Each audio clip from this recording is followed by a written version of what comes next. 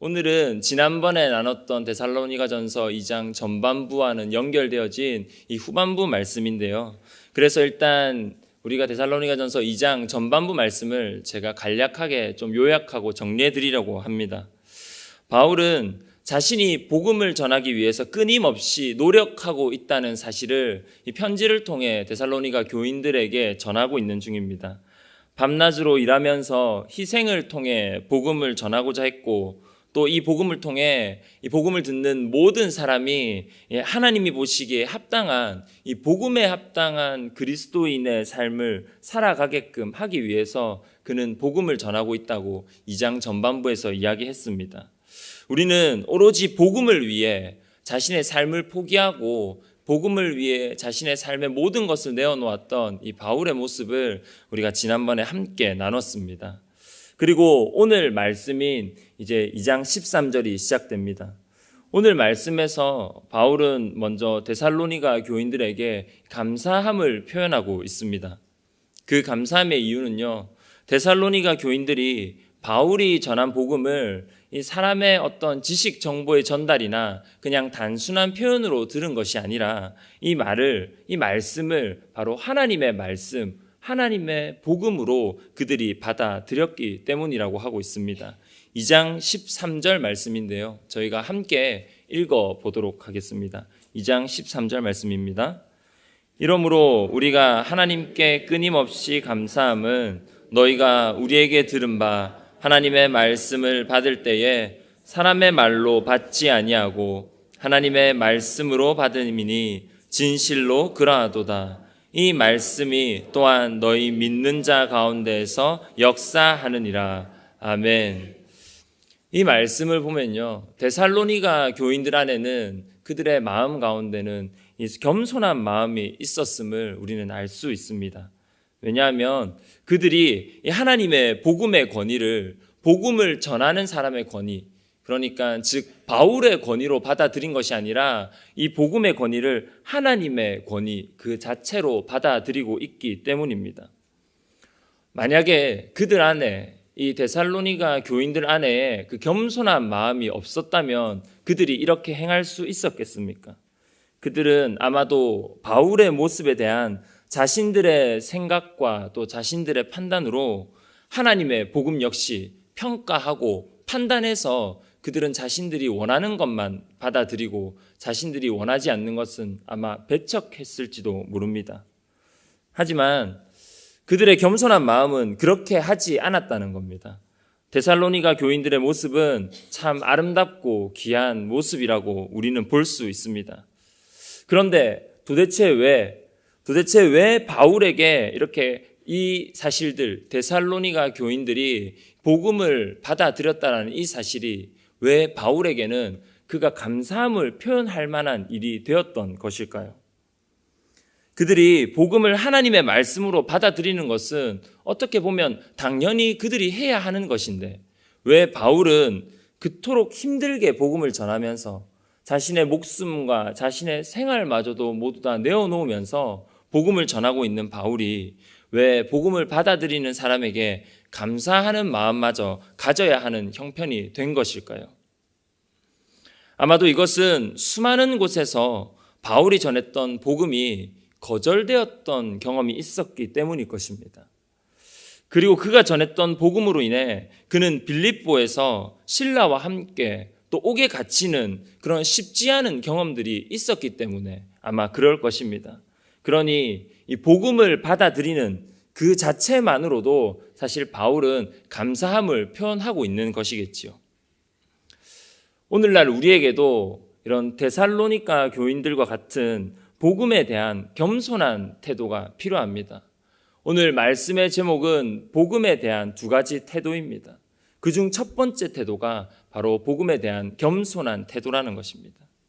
이 말은 많은 사람들이 복음을 있는 그대로 복음 그 자체로 받아들이는 것이 아닌 사실 자의적인 해석이나 또 많은 내용들을 덧붙여서 이해하고 받아들이고 있다는 것을 말하고 있습니다.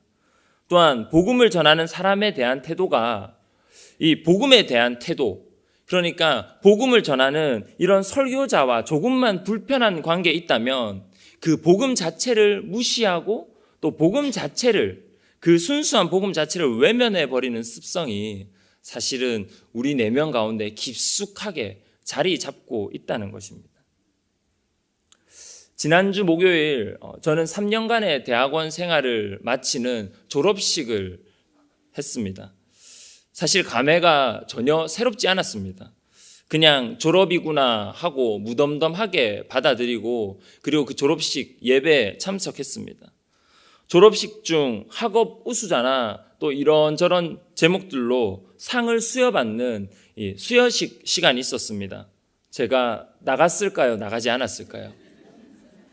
많은 분들의 기대와 함께 저는 나가지 않았습니다. 네, 양보했습니다. 다른 분들에게. 네. 다만 좀 민망했던 것은 축하해 주시기 위해서 오셨던 많은 성도님들과 또 우리 목회자분들에게 되게 좀 부끄럽기는 했었습니다. 어쨌든 졸업식 예배 설교를 우리 교단의 총회장이신 정영택 목사님께서 맡으셨습니다. 솔직히 말해서 저는 작은 편견이 있습니다. 높은 자리에 대한 편견이라고 말씀드릴까요? 이유여하를 막론하고 높은 자리에 올라간 사람에 대해서는 제가 가지고 있는 패배의식이나 아니면 피해의식, 조금 더 명확하게 이야기해서는 열등감이라고 제가 표현하는 게 맞는 것 같습니다. 그래서 저는 높은 자리에 올라가 있는 사람을 그리 좋아하지 않는 그런 못된 교만한 마음을 사실 가지고 있습니다. 그런데 그런 자리에 계신 이 총회장이신 목사님께서 그 자리에 오셔서 말씀을 전한다니 사실은 교만하게도 제 마음속이 조금씩 베베 꼬이기 시작했습니다. 곧 강단에 목사님이 올라오셨고 말씀을 선포하기 시작하셨습니다. 그런데 저는 단 한순간도 그 목사님의 말씀에서 귀를 닫을 수가 없었습니다. 베베 꼬인 제 마음과 생각에 그 목사님으로부터 선포되어져 오는 말씀들이 하나 둘씩 박히기 시작했고, 노령의 나이임에도 불구하고 선포하시는 그 말씀들은 교만하고 어리석은 제 마음과 제 편견을 하나 둘씩 깨 부수기 시작했습니다. 결국 말씀을 마칠 때쯤 저는 하나님의 강력한 메시지 앞에 엎드려질 수밖에 없었습니다. 우리에게는 복음에 대한 겸손한 태도가 필요합니다. 만약 복음 앞에 우리가 겸손하지 않는다면 하나님은 저와 같이 여러분을 겸손하게 만드실 것입니다. 베베 꼬여있는 이 마음, 하나님이 말씀으로 부끄럽게 만드실 것이라는 겁니다. 여러분, 그래도 너무 걱정하지는 마십시오. 다행히 복음에 대한 겸손한 태도를 가지게 된다면 그 말씀은 믿는 자들 가운데서 역사하고 살아 숨쉬는 말씀이 될 것이라고 성경은 기록하고 있습니다. 증거되는 말씀을 하나님의 말씀으로 받아 믿는 자들에게는 언제 어디서나 그 말씀이 역사하시는 것은 변함없는 진리입니다. 하지만 말씀이 아무리 객관적이고 아무리 능력이 있다 할지라도 그 말씀을 하나님의 말씀으로 받아들이지 않는 사람에게는 죽은 말씀이 될 수밖에 없는 것입니다. 여러분, 이것이 젊고 혈기 넘치는 전도사가 우리 양정교회 성도님들에게 설교를 잘 들어야 합니다라는 협박을 하는 것이 아니라 믿는 자에게 능치 못함이 없다고 말씀하신 예수님의 말씀과 같이 믿지 않는 자에게는 능할 것이 없기 때문입니다. 저는 우리 양정교회 모든 성도님들과 또 저를 포함한 말씀을 전하는 이 땅의 모든 목회자 모두가 한 분도 빠짐없이 하나님의 말씀에 대해, 즉 복음에 대해 겸손한 태도를 가질 수 있기를 간절히 소망합니다. 저는 방금까지 교만했던 저의 태도에 대해서 이야기를 나누었습니다. 다행히도 저는 하나님의 말씀을 통해서 사실 엎드려질 수밖에 없었습니다. 여러분, 그런데 오늘 본문 말씀인 15절에서 등장하는 유대인들은 말씀으로 오신 예수 그리스도와 또 주의 말씀을 전하는 선지자들을 죽였습니다. 그리고 모든 사람에게 대적이 되었다는 표현은 바로 복음을 전하는 사도들을 대적했다라는 것입니다. 여러분, 정리하자면요, 오늘 말씀에 등장하는 유대인들은 복음에 대한 적대적인 태도를 가진 사람들이었다는 겁니다. 15절 말씀인데요. 저희 함께 읽어보도록 하겠습니다. 15절입니다. 유대인은 주 예수와 선지자들을 죽이고 우리를 쫓아내고 하지 아니하고 모든 사람에게 대적이 되어. 많은 유대인들이 예수 그리스도와 선지자들을 지금 대적하고 있는 겁니다. 즉 복음을 대적하고 있는 거죠. 또 심지어 16절에서는 바울이 복음을 전하여 이방인들을 구원받게 하는 것을 그들이 직접 몸으로 막아 나섰다고 기록하고 있습니다. 16절인데요. 우리가 이방인에게 말하여 구원받게 함을 그들이 금하여 자기 죄를 항상 채움에 노하심이 끝까지 그들에게 임하였느니라. 아멘. 우리가 읽은 본문 상반절에서는 유대인들이 이방인들에게 복음을 전하는 것을 금했다고 기록하고 있습니다. 그리고 그 다음 하반절에서는 동시에 유대인들이 스스로 자신들의 죄를 조금씩 채워가고 있다고 기록하고 있지요. 이것은 복음을 막아서는 것이 바로 죄라는 것을 이야기하고 있습니다. 복음에 대한 적대적인 태도가 죄라는 것입니다. 사도행전 12장에는 야고보의 순교와 베드로가 투옥되었던 그 말씀들을 기록하고 있습니다. 헤롯 왕은 교회가 계속 득세해가고 복음이 전파되어지는 것을 마땅하게 여기지 않습니다. 그래서 먼저는 요한의 형제였던 야고보를 죽이고 그 다음에는 베드로를 잡아 옥에 가두었습니다. 어떻게든 복음이 전파되는 것을 막으려고 하는 태도를 그는 보이고 있었던 것이죠. 혹시 여러분 기억나십니까? 이 헤롯 왕의 말로가 어떻게 되었는지요? 주의 사자가 그를 쳤습니다. 그래서 그는 벌레에게 먹혀 죽임을 당하게 됩니다. 그리고 그의 죽음과 함께 다시 하나님의 말씀은 흥왕되게 되지요. 거침없이 전파되는 하나님의 복음을 순수하게 받아들이지 않거나 그 복음에 대한 적대적인 태도를 가지게 된다면 하나님은 그것을 분명히 죄라 여기시고 거기에 마땅한 형벌을 내리시는 분입니다. 하나님의 백성이 이 말씀을 거부하는 태도는 분명 하나님이 원하시는 모습이 아니겠지요. 게다가 그뿐만이 아니라 다른 사람의 구원을 막아서는 일이기도 합니다. 여러분, 하나님은 날마다 우리에게 말씀하시고 또 다양한 방법으로 하나님의 복음을 우리에게 가르치십니다. 우리에게 성경이라는 특별한 계시를 주시기도 하셨고 또 우리의 삶 속에서 겪는 이런저런 다양한 상황들로 하나님이 뜻하신 바를 우리에게 나타내시지요. 그런데 하나님은 성경이나 상황과 환경들을 통해 우리에게 그 하나님의 복음을 전하기도 하시지만 또 그것을 통해서 우리가 다른 사람들에게 하나님의 복음을 전하게 하는, 하나님의 구원을 전하게 하는 역할을 감당하게도 하시는 분이십니다. 그래서 그 역할들을 감당했던 바로 이 야고보가 죽임을 당했고 베드로가 투옥을 하게 된 것이었습니다. 그들은 하나님의 복음과 함께 하나님의 구원을 전하는 자들이었습니다. 물론 그렇다고 우리가 오늘 오지나 아니면 이름도 알지 못하는 국가에 가서 선교를 하다가 죽임을 당하거나 아니면 옥에 갇히라고 제가 여러분들 등 떠미는 것은 아닙니다.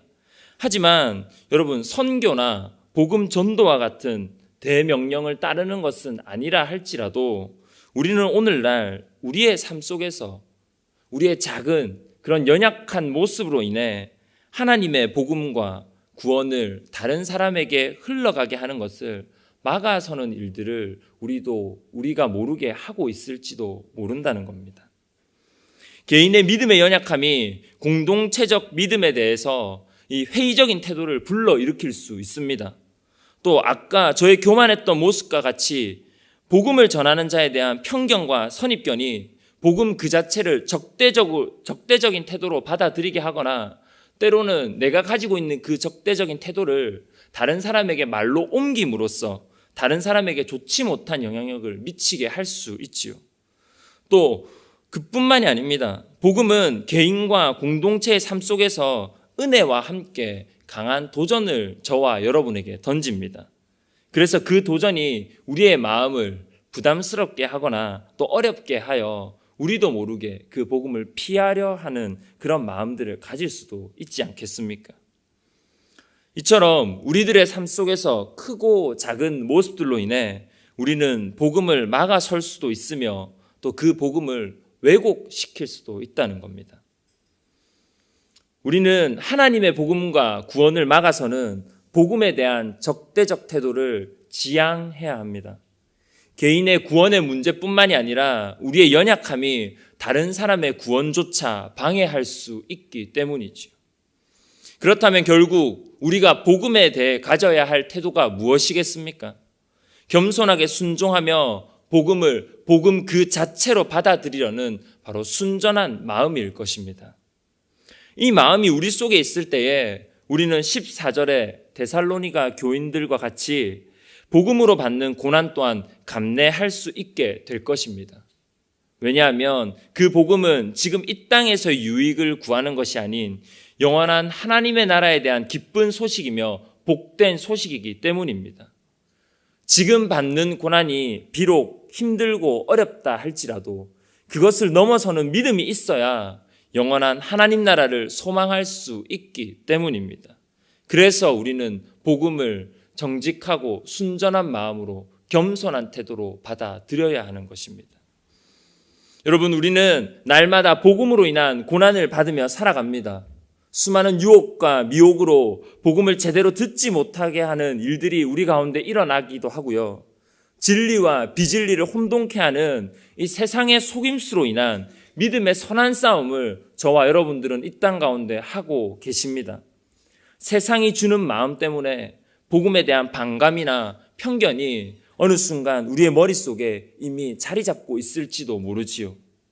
그러나 우리가 복음에 대해 가져야 할 태도는 데살로니가 교인들의 모습과 같이 겸손한 마음과 순종하는 태도이며 고난을 넘어서는 믿음의 연단일 것입니다.